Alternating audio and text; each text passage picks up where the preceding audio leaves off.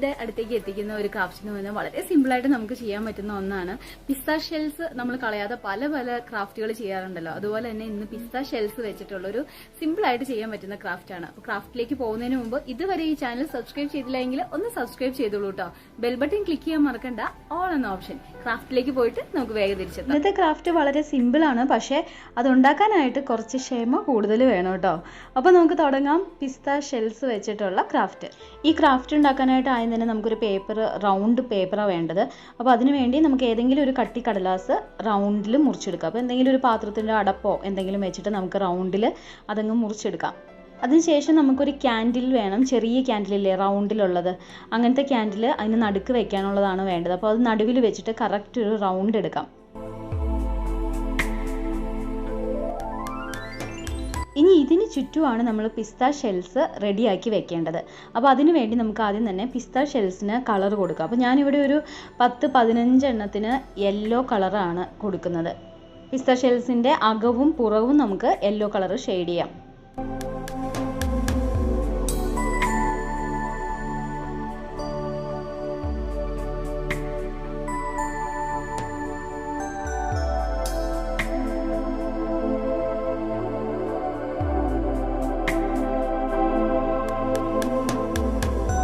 ഇനി കുറച്ച് പിസ്ത ഷെൽസ് ഞാൻ നല്ല പേൾ കളറായിട്ടുള്ള പേളിൻ്റെ റോസ് കളറാണ് കൊടുക്കുന്നത്. നല്ല കളറാണത്.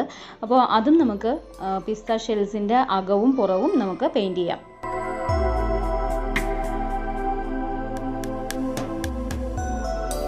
പിസ്ത ഷെൽസിലിപ്പോൾ എല്ലാത്തിലും നല്ലതുപോലെ നമ്മൾ പെയിൻറ് ചെയ്ത് കഴിഞ്ഞിട്ടുണ്ട്. ഇനി നമുക്ക് ഇതെങ്ങനെയാണ് ഒട്ടിക്കുന്നതെന്ന് നോക്കാം.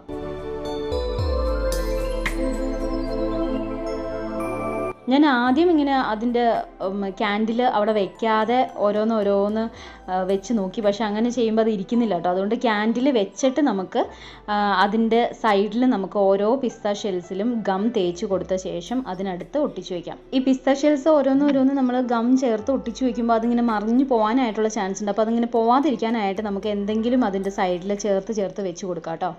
അപ്പോൾ നമുക്ക് ഈ നമ്മുടെ ക്യാൻഡിലിൻ്റെ ചുറ്റും ഒരു ലെയർ നമുക്ക് യെല്ലോ ചേർത്ത് വെച്ച് കൊടുക്കാം. അപ്പോൾ ഇത് ഞാൻ ചെരിച്ചാണ് വെച്ചിരിക്കുന്നത്. ആദ്യത്തെ ഇങ്ങനെ കുറച്ച് കുത്തനെയായിട്ട് നിർത്താൻ നോക്കിയപ്പോൾ അത് ശരിയായില്ല. അപ്പോൾ അത് കാരണം കുറച്ച് ചെരിച്ചാണ് വെച്ച് കൊടുത്തിരിക്കുന്നത്.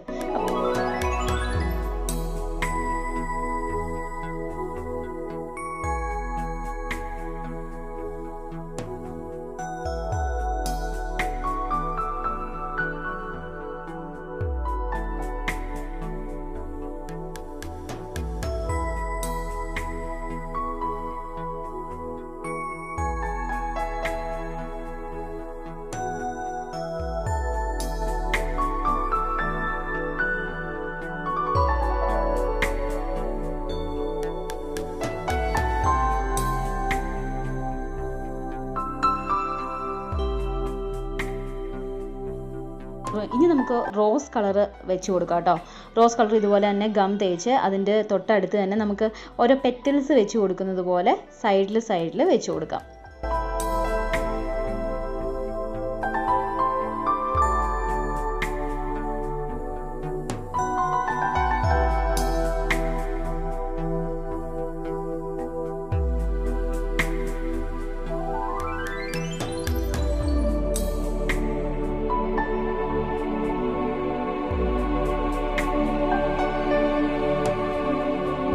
പിസ്ത ഷെൽസ് എല്ലാം റെഡി ആയി കഴിഞ്ഞിട്ടുണ്ട്. അത് എല്ലാം ഒന്ന് ഉണങ്ങി വരട്ടെ.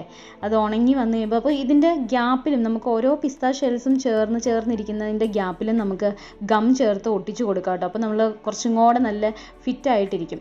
കുറച്ച് ക്ഷമ വേണം. ഈ പിസ്ത ഷെൽസ് വെക്കുമ്പോൾ അതുപോലെ തന്നെ ഇരിക്കണമെന്നില്ല, അത് മറിഞ്ഞു പോകും. അപ്പോൾ ചേർത്ത് വെച്ച് കൊടുക്കുക. അതുപോലെ എന്തെങ്കിലും പിസ്ത ഷെൽസ് ആണെങ്കിലും അതിൻ്റെ സൈഡിലെല്ലാം ചേർത്ത് വെച്ച് കൊടുത്താൽ മതി. അപ്പോൾ അത് നല്ല ഫിറ്റായിട്ട് ഇരുന്നോളും. അപ്പോൾ റോസ് കളർ ഞാനൊരു 1-2 റൗണ്ട് വെച്ചിട്ടുണ്ട് കേട്ടോ. അതിൻ്റെ സൈഡിലേക്കും എല്ലാം ചേർത്ത് നമുക്ക് എവിടെയൊക്കെയാണ് അതിൽ 1-2 റൗണ്ട് കഴിഞ്ഞതിന് ശേഷം എവിടെയൊക്കെയാണ് ഗ്യാപ്പ് ഉള്ളതെന്ന് നോക്കി ആ സൈഡിലെല്ലാം നമുക്ക് ഓരോരോ പെറ്റൽസ് ആയിട്ട് വെച്ച് കൊടുക്കാം.